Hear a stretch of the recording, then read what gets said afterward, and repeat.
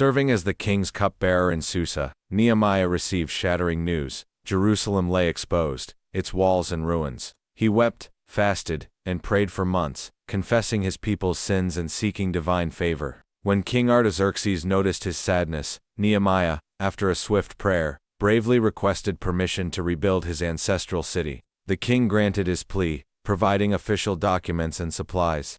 Upon arriving in Jerusalem, Nehemiah secretly inspected the crumbled defenses by moonlight. He then gathered the dispirited leaders and delivered a powerful faith-filled rallying cry, "Let us rise up and build." The people responded with resolve, organizing the city by families and guilds, priests, merchants, and craftsmen. Nehemiah assigned each a specific section of the wall. Despite the immediate mocking and scorn of adversaries like Sanballat, the work began with disciplined unity, for the people had a mind to work. As the wall of Jerusalem began to rise, the opposition grew furious. Sanballat and Tobiah mocked the work, claiming a fox could break down their stone structure. When mockery failed, they plotted a surprise armed attack. Nehemiah, trusting in God, implemented a brilliant strategy. He stationed guards, armed the builders, and decreed that everyone should work with a tool in one hand and a weapon in the other. Even the common people, suffering from usury and famine, were protected when Nehemiah confronted the wealthy leaders, forcing them to restore their unjustly gained property. The enemies then resorted to treachery, trying to lure Nehemiah outside the city for a fabricated meeting. He repeatedly refused, famously stating, "I am doing a great work, and I cannot come down." When they tried to frighten him into hiding in the temple, Nehemiah refused, declaring, "Should such a man as I flee?" Despite relentless opposition and spies, the wall was miraculously completed in just 52 days. After the walls were finished and the people settled, Nehemiah secured the city and established order. Then, the people desired a spiritual foundation. They gathered and called upon the priest scribe Ezra to read the book of the law. As Ezra read publicly for hours, the truth of the word struck the people, causing them to weep over their many sins.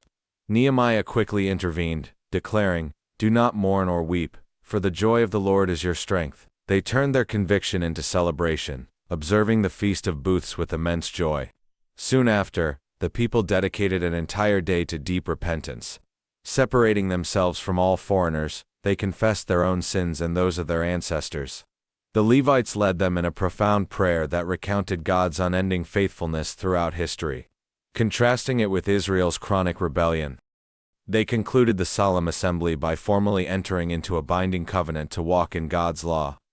Following their grand corporate confession, the leaders of Judah, priests, Levites, and officials affixed their seals to a binding covenant, promising to keep the Sabbath, avoid intermarriage, and faithfully support the temple with tithes. After successfully repopulating Jerusalem by casting lots to bring 1 in 10 people inside the new walls, the great day of dedication arrived. Nehemiah organized the people into 2 massive choirs who marched in opposing directions atop the completed walls, meeting at the temple with sacrifices and deafening joy.